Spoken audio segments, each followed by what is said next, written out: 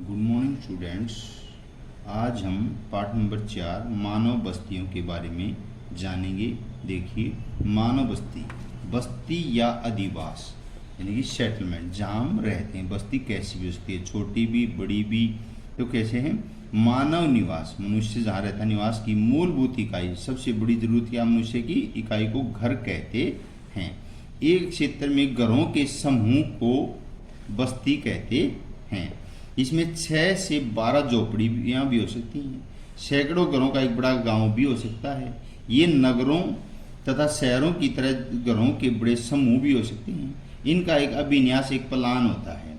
बस्ती में आवासीय भवन तथा विभिन्न आवश्यक वस्तुओं के भंडार गृह भी होते हैं, यानी छोटे बड़े उद्योग स्टोरेज करने के संसाधन भी हो सकते हैं।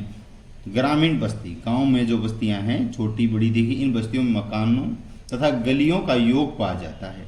इनके चारों ओर खेत होते हैं। गांव ये भी विभिन्न ढंग की होती हैं, यानी कि गांव में जो भी खेत हैं चारों तरफ खेत होते हैं, और क्या होता है, गलियां ही गलियां होती हैं। उस बस्ती का कोई आकार ढांचा नहीं होता, कोई आगे है कोई पीछे है, ये अलग अलग प्रकार की पाई जाएंगी।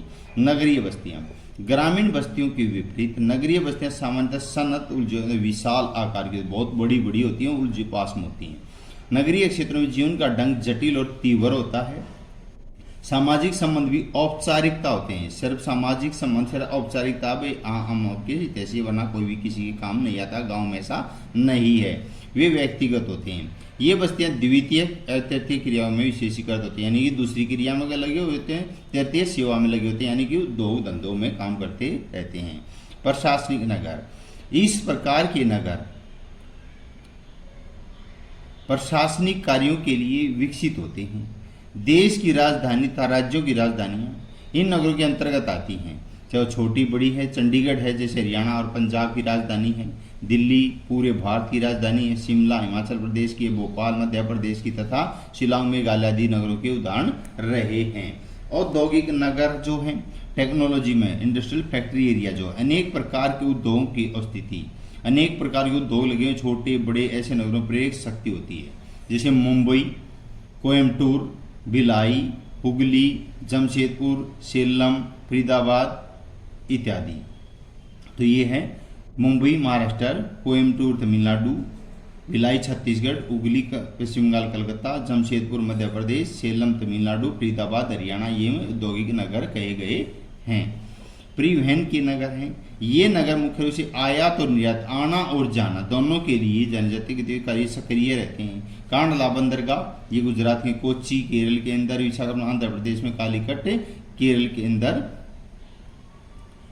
बंदरगाह हैं। ये कुछ आंतरिक परिवहन के भी, आंतरिक अंदर परिवहन, जैसे सड़क मार्ग, रेल मार्ग द्वारा, जैसे आगरा उत्तर प्रदेश, मुगलसराय, इटारसी कटनी मध्य प्रदेश, इटारसी मध्य प्रदेश, सराय उत्तर प्रदेश से ये जुड़े हुए थे। आदि और क्या परिवहन नगरों से जुड़े हुए हैं।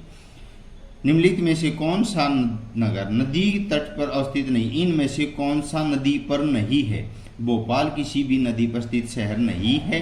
आगरा यमुना पर है। पटना गंगा पर। कोलकाता हुगली नदी पर बसा हुआ शहर है। भारत की जनगणना के अनुसार निम्नलिखित में से कौन सी एक विशेषता नगर की परिभाषा का अंग नहीं है? 75% से अधिक जनसंख्या प्राथमिक खंड में संलग्न होना ये नगर में नहीं आता है। जो जनसंख्या अंतर 400 व्यक्ति प्रति वर्ग किलोमीटर। नगर पालिका नगर निगम का होना। जनसंख्या आकार 5000 व्यक्तियों से अधिक होना। निम्नलिखित में से किस पर्यावरण में परीक्षित ग्रामीण बस्तियों की अपेक्षा नहीं की जा सकती? गंगा खजोल में परीक्षित बस्तियां नहीं की जा सकती। तो परीक्षित बस्तियां बिखरी हुई जो राजस्थान की सूक्ष्म अर्ध सूक्ष्म, हिमालय की निचली घाटियों में, उत्तर पूर्व के वन पहाड़ी क्षेत्र में परीक्षित बस्तियां पाई जाती हैं। निम्नलिखित में से नगरों का कौन सा वर्ग अपने पदाक्रम के अनुसार क्रमबद्ध है? वृहद मुंबई, कोलकाता, दिल्ली और चेन्नई है। गैरीसन नगर के हैं, उनका क्या प्रकार होता है? सुरक्षा की, किसी भी सुरक्षा के माध्यम से विकसित छावनी नगर, यानी जहां पर रिजॉर्ट्स या बहुत ज्यादा फौजी बटालियन रखी जाती है, चाहे वायुसेना, थल सेना, नौसेना, नगरीय नगर कहलाते हैं। अंबाला, जालंधर, महू, बबीना, उधमपुर, मेरठ आदि हैं। तो इन नगरों का विकास आरंभ में सुरक्षा और सेवाओं की छावनी के रूप में हुआ था, यानी कि रिजर्व के फौजी यहाँ पर रखे जाते थे और ये छावनी उनकी जो कंट्रोलमेंट टाउन एरिया होते हैं उन्हें छावनी कहा जाता है। ये अम्बाला हरियाणा, जालंधर पंजाब, महू, पबीना ये उधमपुर, मेरठ ये उत्तर प्रदेश के रहेंगे। किसी नगरीय संकुल की पहचान किसी प्रकार की जाती है। नगरीय संकुल में निम्नलिखित तीन में से एक होता है। नगर तथा इससे जुड़ा हुआ विस्तार कितना है। विस्तार सहित और विस्तार रहित, दो या दो से अधिक सटे नगर, एक नगर या एक से अधिक सटे नगर उनके क्रमिक विस्तार द्वारा। मरुस्थलीय प्रदेशों में गांव की स्थिति, यानी मरुस्थल का एरिया जैसे राजस्थान थार का मरुस्थल में जो गांव है स्थिति कौन कौन से मुख्य कारक हैं। गांव की स्थिति में एक भौतिक कारक देखने को मिलते हैं, जैसे धरातल है और रेतनुमा होगा, उबड़ खाबड़ होगा, जल की सुविधा, जल है या नहीं है वहाँ पर, जलवायु कैसी है, उष्ण है, आर्द्र है, शीतोष्ण है, मिट्टी कैसी है। मरुस्थलीय प्रदेश में जहाँ पानी मिलता है वहाँ बस्तियाँ शीघ्रता से बसने लगती हैं। जहाँ पानी मिल गया उसके चारों तरफ बहुत ज़्यादा एरिया में बस्तियाँ बसती होती हैं, जहाँ पानी नहीं मिलता वहाँ बस्तियाँ नहीं होती। इसके अतिरिक्त सुरक्षा कारक के भी गांव की स्थिति में महत्वपूर्ण भूमिका निभाते हैं। महानगर क्या होते हैं।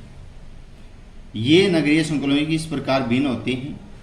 जिन नगरों की जनसंख्या 10 से 50 लाख तक होती है उन्हें महानगर कहा जाता है, मेट्रोपॉलिटन सिटीज है। अधिकतर बहुसंख्यक महानगर और मेगानगर 50 लाख से अधिक होते हैं। नगरीय संकुल हैं। नगरीय संकुल में निम्नलिखित तीन संयोजनों में किसी एक का समावेश है। नगर था उससे जुड़ा विस्तार कितना है। विस्तार सहित और रहित, दो या दो से अधिक सटे नगर होते हैं। एक नगर या एक से अधिक सटे नगर उनका क्रमिक विस्तार होता है। विभिन्न प्रकार की ग्रामीण बस्तियों के लक्षणों की विवेचना कीजिए। विभिन्न भौतिक प्रयाण में बस्तियों के प्रारूपों के उत्तरदायी कारक कौन कौन से। गांव में जो बस्तियां बसती हैं उन कौन से कारक हैं कि गांव हैं। ये लक्षण है। ग्रामीण बस्तियों के निवासी आजीविका के लिए, सिर्फ किस बात, आजीविका जीवन के लिए कृषि था अन्य प्राथमिक यानी पहली क्रिया द्वारा उनको कोई चीज प्राप्त होती है उन पर लगे रहते व्यवसाय में, जैसे पशुपालन, मछली पालन, खान खोदना आदि पर निर्भर रहते हैं। ग्रामीण बस्तियों में जनसंख्या कम होती है। ग्रामीण बस्तियों का आकार छोटा होता है। इनमें 2-4 घरों से कई 100 घर भी हो सकते हैं, यानी कि 100 घर आसपास पाए जाते हैं। ग्रामीण बस्तियों में मकान प्राय मिट्टी के, लकड़ी के, घास फूस से बने और खुले और हवादार होते हैं। ग्रामीण बस्तियों में आधुनिक सुविधाएं नहीं होती, जैसे शिक्षा, स्वास्थ्य, परिवहन, ये बहुत ज़्यादा और भी सुविधाएं हैं, ये बहुत ही कम होती हैं। इन बस्तियों के लोग कम गतिशील, यानी कि सिर्फ क्या गुजारा हो रहा है ऐसे सोचते हैं। तो है बस्तियों में प्रारूप को प्रभावित करने वाले कारक हैं जो ग्रामीण बस्तियों प्रारूप को प्रभावित करने वाले कारक है। भौतिक कारक हैं जो बस्तियों का आकार और विस्तार, अनेक भौतिक कारक जैसे धरातल की बनावट कैसी है, मिट्टी कैसी है, जल स्तर कितना है, जलवायु क्या है, ढलान, अपवाह तंत्र, नदी का पानी कितने एरिया में जा रहा है, मिट्टी उपजाऊ है, जलोढ़ है, खादर है, काली कैसी है। पहाड़ी भागों में विरल यानी बहुत ही कम जनसंख्या होती है। मरुस्थलीय भागों में भी किसी तालाब के चारों बस्तियों में विकास ही होता है वरना वहां पर नहीं होता। तो फिर है सांस्कृतिक कार्य द्वारा एक ही जाति या जनजाति या धर्म के लोग एक गांव में रहते हैं, एक जातियों के, एक धर्मों के, मजहबों के लोग एक एरिया में रहते हैं। बस्ती के मध्य में गांव के बीच में बस्ती मुखिया यानी सरपंच का, प्रधान का या जमींदार के मकान होते हैं। बाहर की ओर सेवा करने वाले दास गुलाम थे जो यानी अनुसूचित जाति के लोग थे। समुदाय के मकान या झोपड़े होते हैं। हरिजनों के घर बस्ती से दूर बसाए जाते थे जो साफ सफाई के लिए या मल मूत्र उठाने के लिए होते थे। उनके घर गांव से बाहर खुले में बनाए जाते थे। ऐतिहासिक कारक है। मध्य युग में बाहर से होने वाले आक्रमणों, सेना के आतंक से बचने के लिए सन्नत बस्तियां बनाई जाती थी। इन सुरक्षा और इकट्ठा रहने की स्थिति बनाई जाती। यानी ऐतिहासिक नगर में क्या था, सेना और आक्रमण के बाहर से बचने के लिए तो पास सटे घर होते थे, उनसे बचा जा सके। क्या एक प्रकारीय व नगर की कल्पना की जा सकती है। नगर बहु प्रकार में तो क्यों होते हैं। एक प्रकार वाले नगर की कल्पना नहीं की जा सकती। कोई भी नगर कोई एक काम नहीं करता। सभी नगरों में थोड़ा या प्रशासनिक, औद्योगिक, व्यापारिक, शैक्षणिक, परिवहन से संबंधित काम होता है। अतः उसके प्रधान व्यवसाय के आधार पर ही नगर का वर्गीकरण किया जा सकता है। जैसे कुरुक्षेत्र एक धार्मिक नगर है और रोहतक एक शैक्षणिक नगर है, लेकिन यह वर्गीकरण एक सामान्य अवलोकन कहा गया है। वैज्ञानिक विश्लेषण आधारित तथ्यपरक अवलोकन नहीं है। अपने केंद्र ये स्थान की भूमिका के अतिरिक्त अनेक शहर और नगर विशेष सेवाओं का उत्पादन करते हैं। कुछ शहर और नगरों में कुछ निश्चित प्रकारों में विशिष्टता प्राप्त होती है। उन्हें कुछ विशिष्ट प्रक्रियाओं उत्पादन सेवाओं के लिए जाना जाता है। फिर भी प्रत्येक नगर अपने कवर कार्य उनके प्रमुख या विशेषकृत कार्य के आधार पर वर्गीकृत किया जाता है। उच्च उत्तर प्रशासनिक मुख्यालय जैसे प्रशासन नगर में चंडीगढ़, दिल्ली, जयपुर आदि हैं।